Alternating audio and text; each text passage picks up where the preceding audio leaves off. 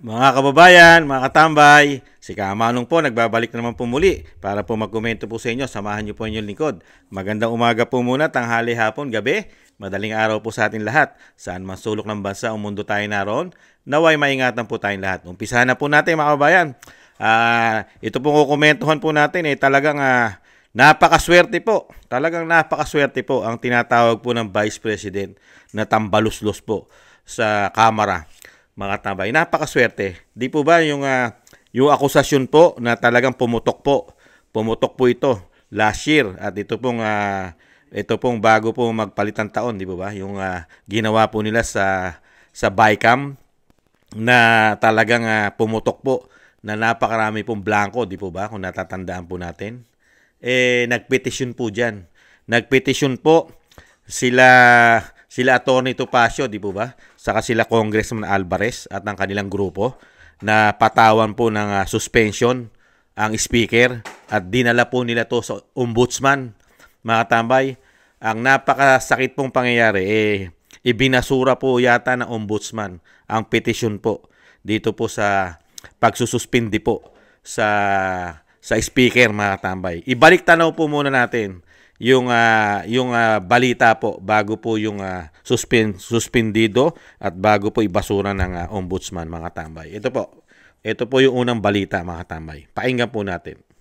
Martin Romualdez at 3 ibang mambabatas kaugnay sa enrolled bill ng 2025 national budget.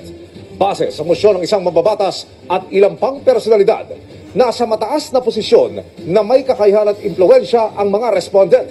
Kaya nila umanong gawa ng paraan na masira ang mga ebidensya para sa naunang reklamo laban sa kanila kaugnay ng 2025 national budget. Bago nito, sinampaan sila ng graft complaint dahil sa umano'y mahigit 200 bilyong pisong isiningit sa budget gamit ang mga iniwang blanco sa Bicameral Conference Committee report. Sinusubukan ng GMA Integrated News na kunan ng pahayag si Romualdez at ang iba pang inireklamo pero wala pa silang tugon. Yan po, mga tambay, di po ba? Talagang pinasususpindi na po sila sa ombudsman. Ito naman po ang sagot ngayon ng ombudsman, mga tambay. Ang sagot po ng ombudsman sa pagsususpindi po, ito po ang sagot. Pakinggan po natin ang balita. Samantala, ibinasura ni Ombudsman Samuel Martires ang petisyon para suspindihin si Speaker Martin Romualdez at ilang lider ng Kamara kaugnayan ng kontrobersyal na pagpasa ng 2025 national budget. Sa inilabas na desisyon noong March 7, iginiit ng Ombudsman na tanging Kongreso lang ang may kapangyarihang disiplinahin ang sariling miyembro. Matatandaang hiniling ng grupo ni dating Speaker Pantaleon Alvarez na ipatupad ang preventive suspension laban kay Romualdez, Majority Leader Manix Daripe, Appropriations Committee Acting Chairman Stella Kimbo at dating Chair Zaldico para maiwasan umano ang manipulasyon sa record at impluensya sa mga testigo. Pansamantala namang ipinatigil ang kaso habang hinihintay ang desisyon ng Korte Suprema sa isang hiwalay ngunit kaugnay na petisyon na humihiling na ideklarang labag sa konstitusyon ng 2025 national budget. Yan po, mga tambay, sino ay napakaswerte po. Napakaswerte po ng tinatawag ni Vice President na tambaluslos, mga tambay. Ibinasura po ng ombudsman ang petisyon po para po sa speaker, mga tambay, na siya po ay masuspinde bilang speaker po ng Kamara, mga tambay. Ibinasura na po. Ganyan po kaswerte. Napakaswerte po ng tambaluslos na tinatawag ng Vice President, mga kababayan. Napakaswerte. Nakita niyo po, yung issue po ay alam naman po ng taong bayan na talagang meron po silang ginawang anomalya, di umano, 200 plus billion doon sa Bicameral Committee report nila. At talagang matindi po, mga kababayan. At talagang ito po ay nadala pa sa Korte Suprema. Pero yung hiling nga, dahil pwede po nilang itago o sinasabing sirain ang mga ebidensya.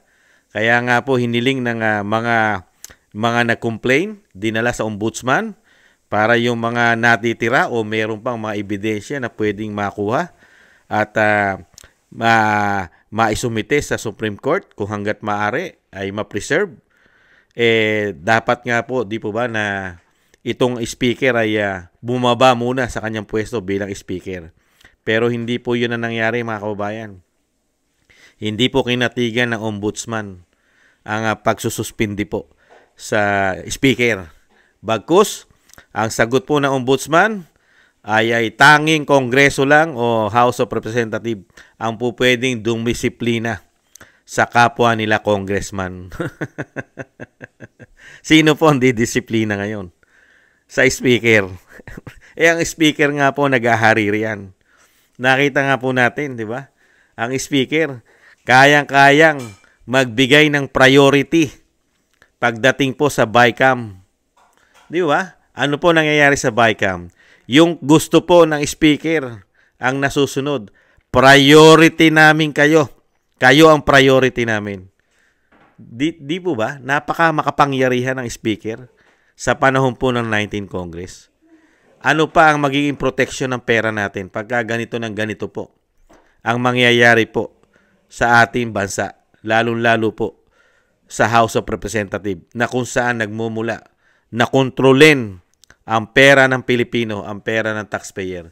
Kinukontrol lang ng 2 tao ayon mismo sa Vice President nung siya po'y DepEd Secretary. Si Saldico at ang Speaker po ng Kamara. Napakatindi, no? Napakatindi. Hindi man lang po pinag-aralan niya. hindi man lang po binigyan ng pagkakataon ng ombudsman na maprotektahan din po ang pera ni Juan de la Cruz. Alam naman po yata ng ombudsman na wala ng proteksyon ang pera ni Juan de la Cruz dahil nga po nagkakaroon po ng kampi-kampi sa buwatan yata sa House of Representatives. Niwala na nga po investigasyon ng mga corruption ngayon sa 19th Congress. Hindi kaya nakita at nasilip ng ombudsman na nangyayari po sa House of Representatives at sa Senate? Sa Senate at House of Representatives na nakakasabuatan po pagdating po sa paggawa po ng budget. Lalong-lalo po pagka pinag-uusapan na po nila sa BICAM. Sino po kaya asahan pa natin? Isa na lang po ang natitirang pag-asa po ni Juan de la Cruz. Nawala na po tayo ng pag-asa ngayon sa ombudsman. Na masuspindi. Suspindi lang naman Sususpindihin mo lang. Alam naman po natin na halala na. Nag-uumpisa na po ang politika. Ni hindi man lang po nagawa ng paraan man lang. Kahit sa maiksing panahon, buwan na suspindi ang isang speaker. Kahit po 1 buwan, 2 buwan na suspindi. Para po makita naman ng taong bayan na may pangil ang ombudsman, may pangil ang batas. Kaya lang po, siyempre, umiiral po rin yung sinasabi nga po ng independent, mga tambay. Independent body, hindi saklaw ng bawat isa, may kanya-kanyang mga rules. Hindi pwedeng saklawan ng ombudsman ng institusyon dahil magkakabuklod, magkakahiwalay na institusyon. Ganun kaya?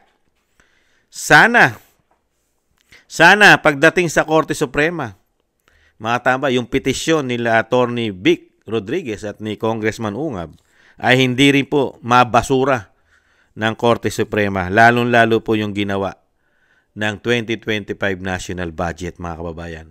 Kung ganito rin po ang magiging desisyon ng Korte Suprema, wala na po tayong pag-apag-asa, mga kababayan. Talagang wala na po. Talagang makikita na po natin dito na talagang ang corruption po sa ating bansa ay talagang pinag-uubra na at wala ng batas na pipigil sa korupsyon. Pagpati ang Korte Suprema ay sumunod sa desisyon ng ombudsman na mabasura na rin po ang petisyon, lalong-lalo po na mapawalang bisa na po itong ginawa nilang 2025 national budget dahil po napakarami pong paglabag sa ating saligang batas ang ginawa po nilang proseso sa paggawa po ng national budget. Sana po pumabor naman po sa taong bayan dahil pera po ng taong bayan ang pinag-usapan dito. Hindi po pera ng mga politiko ang pinag-uusapan po rito. Pera po ni Juan de la Cruz. Pera ng mga OFW. Pera lahat ng Pilipino. Pera ng mga negosyante. Di po ba? Sana mga kabayan, ito pong natitira pa na issue sa Korte Suprema, kasama po ang mga issue pa sa PhilHealth, ay hindi rin po mabasura, mga kabayan. Managot po sana ang dapat managot, kasuhan po sana ang dapat kasuhan, makulong sana ang dapat makulong. Mga kabayan, napakalalaking pera po kasi ang involved po rito. National budget po ito. Billion po ang pinag-uusapan dito. Trilyon ang pinag-uusapan po sa national budget. At napakarami po talaga nakita rin po natin at ipinahayag po sa atin na mga concern na mga mambabatas, abogado, na talaga ang pera ni Juan de la Cruz ay napupunta lang daw po di umano sa mga unprogram, sa mga ayuda na kanila pong programa. At napakarami pong mga tapyas. Puro halos tinapyasan ang budget. Tapos, mababalitaan mo na lang pagdating po sa bicameral, doon na po nagkakaproblema ng malaki. Nasisingitan na po yung mga gusto nilang singitan, yung mga priority nila. Dahil pumutok na po yan eh. Pumutok na yung mga priority, di ba? Naging priority nila ang men in uniform. Kaysa po sa problema ng taong bayan. Solusyon sa problema ng taong bayan, men in uniform ang priority. Nakita po natin yun. At yung ginawa po nilang pamumulitika, demolition job, kidnapping, mismo tayo pa naghatid sa dating Pangulong Duterte. Napakarami po. Issue po ng korupsyon ng 3 taon. Hindi kaya nakita ng ombudsman yan. Pati ang pagbebenta ng ginto, paglipat ng pera sa PhilHealth, mga miyembro nito. Hindi kaya nakita ng ombudsman yan. At hindi kaya rin nakikita ng ombudsman na kontrolado ang pera ng taong bayan. Kawawang-kawawa ang Pilipino. Kawawang-kawawa ang Pilipino. Walang proteksyon ng pera ni Juan de la Cruz. Dahil dito po sa sinasabing, walang jurisdiction. Ganun po ba lumalabas? Walang jurisdiction ng ombudsman pagdating po dito po sa institusyon ng Kamara. Pagdating po rito sa mga issue ng korupsyon. Mga kaubayan, wala po bang gagawin man lang dahil nga basura? Nakakalungkot po. Akala po natin, aasahan po natin ang ombudsman, lalo-lalo sa mga ganitong issue, nakaperahan ng bansa, national budget, pera ng bansa. Akala natin ang ombudsman ay walang sinisino. Lahat ay pwede niyang pasukin. Lahat ay pwede niyang imbestigahan. Napakadali naman po imbestigahan itong issue ng Kamara. Nahandyan naman po yung mga ebidensya na hawak na nila Attorney Vic at hawak na nila Congressman Ungab. Di ba? Napakadali pong imbestigahan sana ng ombudsman. Kaya lang po, hindi po natin alam bakit binasura, mga tambay. Hindi kaya pinaniwalaan ng ombudsman ang kaso, ang issue ng national budget? Kaya po, sa tingin po natin, lalo pong magmamalaki pa ngayon. Magmamalaki pa ang tambaluslos ngayon, mga kabayan. Dahil nga po, ibinasura yung petisyon sa kanya na siya po ay masuspinde bilang speaker ay nabasura. Lalo po itong tuwan-tuwa sa galak ngayon.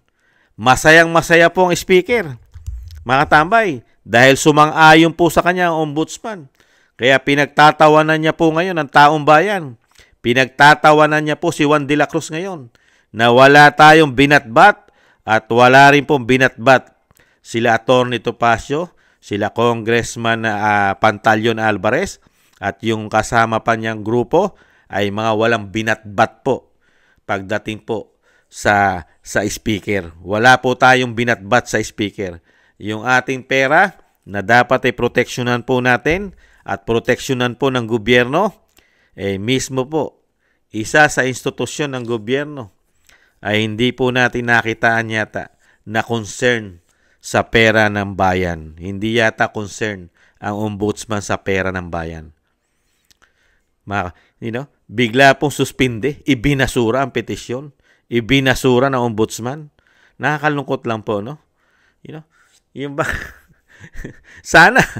Sana lang mga kababayan, hindi sumunod ang Korte Suprema natin na ibasura rin po ito.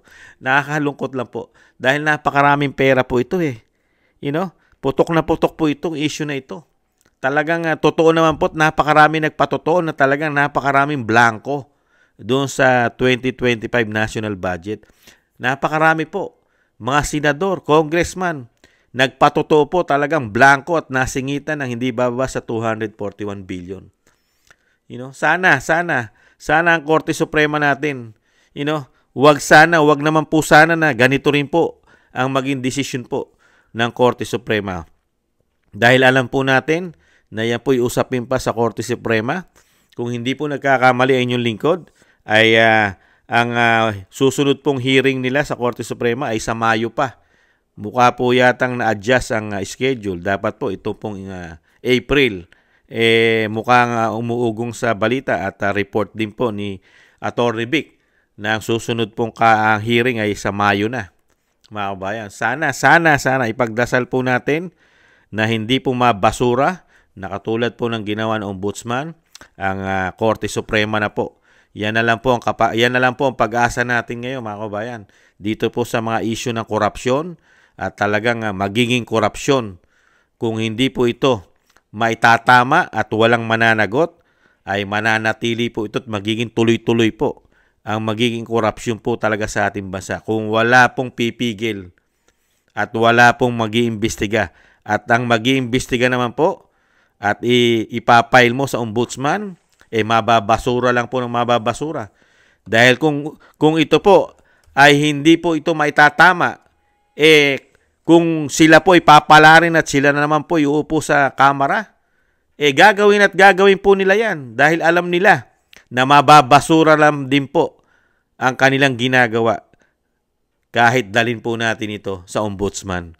Dahil basura na nga sa ombudsman. Wag naman sana. Pag ito, wag naman mangyari. Kung ito po ibabasura ng Korte Suprema, patay tayong mga Pilipino. Dahil gagawin po nila ito. Sigurado po, 100%. Pagka ito po hindi kinatigan ng Korte Suprema, ang mga politiko parang binigyan mo ng ticket na gawin niya ng gawin ang ginagawang ganitong klase na pagbabudgeting sa ating kaperahan.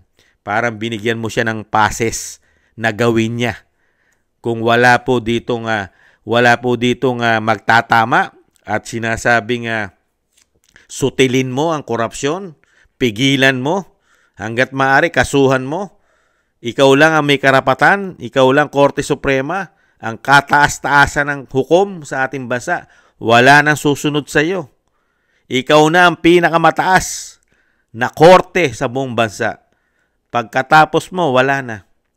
Kaya po, isama po natin ito sa mga dasal na sana katigan naman po ng Korte Suprema ang proteksyon ng pera ni Juan de la Cruz. Huwag po sanang matulad dito po sa nangyari po ngayon. Napakasakit po ang nangyari na ibinasura po ang petisyon. Yun na nga lang po ang isang maganda po sana kahit papaano na mawala na po bilang speaker ang tambaluslos na tinatawag ng Vice President, na mawala na siya bilang speaker para po hindi na magkaroon ng takipan, pwedeng sirain ng mga dokumento dahil siya pa rin po yata ang nasa pwesto, ay pwede po niya di umanong gawin yan. Dahil siya po yung makapangyarihan pa sa institusyon ng House of Representatives. Nakakalungkot mga kabayan, nakakalungkot. Nakakalungkot na balita mga kabayan na maririnig po natin na alam naman po ng mga Pilipino kung ano po nangyayari sa pera natin. Lalong-lalo po sa sinabi po ng Vice President na 2 tao lang po may control ng pera natin. At napakarami po nagpatotoo niyan. Pati po kapwa congressman na speaker ay nagpatotoo po dyan, mga tambay, na pagdating po sa pera ay kontrolado po talaga nila. Nakakalungkot. Yun na lang ang isang magandang mangyayari sana na masuspindi mo ang speaker Kaya nga po idinulog ito sa ombudsman. Hindi po kinatigan ng ombudsman ng mga Pilipino. Yung hinaing ng mga Pilipino na masibak na bilang speaker ang tambaluslos ay hindi pa rin po ibinigay ng ombudsman, mga katambay. Yung petisyon na ginawa nila Congressman Alvarez at nila Attorney Topacio ay ibinalik lang po ng ombudsman sa Kongreso. Kayo na ang bahala dyan. Ganun po lumabas eh. Ayaw na sumakit ng ulo ng ombudsman, kaya ibinalik po ang desisyon. Tanging mga congressman lang din daw po ang po pwedeng, ang po pwede po magparusa sa kanilang speaker. Napakahirap po. Paano mo parurusahan ang isang speaker na halos majority ng congressman ay sinasamba ka? Ginodiyos ka riyan sa Kamara dahil sa napakarami mong kontrol na sinasabi ni Vice President na kontrolado mo ang pera ng bansa. Nasa iyo ang kontrol ng pera. Sino ang lalaban sa iyo dyan? Sino ang magdidisiplina sa iyo dyan? Di ba? Meron pa ba? Sige nga. Kung yung mga kasundaluhan nga at kapulisan, nakokontrol nyo, priority nyo, mga politiko pa na hindi sakim sa pera, mga politiko pa na hindi gahaman sa pakinabang, sige nga, na hindi nyo mapatahimik, unbelievable. Kalukuhan na po yun, kagaguhan na po yun, na mabibilang na lang po natin sa mga daliri natin ang mga politiko dyan na matitino. Hindi naman po lahat. Meron pa rin po tayong natitirang mga politiko na may takot po, mga tambay. May takot gumawa ng masama. Kaya lang, mabibilang mo na lang po, mga kabayan. Mabibilang mo na lang. Ganon din po sa mga senador, mga kababayan. Kaya napakalungkot po na nangyari, mga tambay. Tuloy ang ligaya. Ang ligaya ng speaker ay tuloy-tuloy po, mga tambay. Hindi po kinatigan ang taong bayan ng ombudsman na mapasuspindi man lang. Masuspindi man lang ang speaker kahit ilang buwan, mga kabayan. Kaya po ang speaker ngayon ay nagdiriwang po, mga tambay. Nagdiriwang. Kaya wag naman sana na magkadire-diretso ang kaligayahan ng speaker, mga tambay. Pag po ito ay sinundan pa ng Korte Suprema, na katigan din po, na pumabor po sa kanila ang desisyon ng Korte Suprema, kawawang-kawawa po tayo, mga tambay. Kawawang-kawawa po tayo. Talagang yung corruption po ay magiging legal na yata. Maging legal na yata sa kanila, mga kabayan. Never po nangyari yan. Never nangyari po yan sa panahon ni dating Pangulong Duterte na magkaganyan po ang pera ni Juan de la Cruz. Never po nagkaganyan ang pera ni Juan de la Cruz ng 6 na taong budgeting sa panunungkulan po ni dating Pangulong Duterte. Wala po tayong naging issue o problema na ganyang usapin na napakarami pong binablangko nila.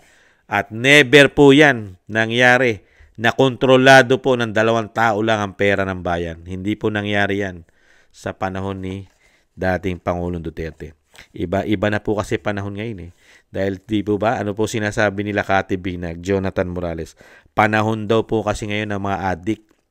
Panahon daw po kasi ngayon ng mga bangag. Panahon daw po kasi ngayon ng mga korap. Panahon daw po kasi ngayon ng mga NPA.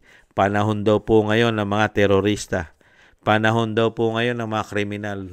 Panahon daw po ngayon ng mga smuggler. Panahon daw po ngayon ng mga drug lord, mga kabayan.